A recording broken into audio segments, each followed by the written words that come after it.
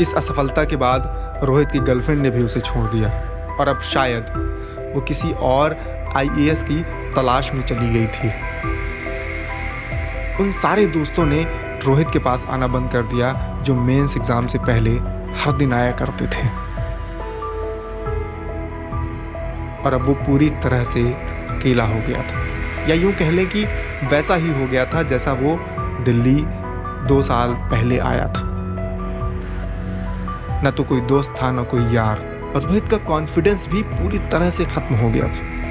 लेकिन इस मुश्किल घड़ी में रोहित के घर वालों ने उसका साथ दिया और वो कुछ दिनों के लिए अपने घर चला गया। उसने सोचा कि घर में रहकर वो खुद को रीसेट करेगा और नई ऊर्जा के साथ वापस आएगा। उसने कुछ ऐसा ही किया, घर गया और एक एक पॉइंट उसने लिखा कि उसका मेंस में सिलेक्शन क्यों नहीं हुआ।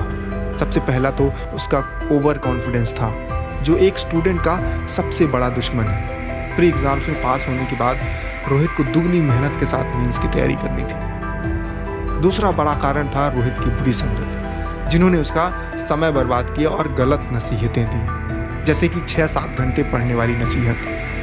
रोहित को अपनी क्षमता पहचाननी थी और उसके बाद अपनी ग्रास्पिंग पावर को पहचानना था कि अगर कोई व्यक्ति 6 घंटे पढ़ करके सेलेक्ट हो रहा है तो वो उसका आईक्यू और उसकी क्षमता होगी।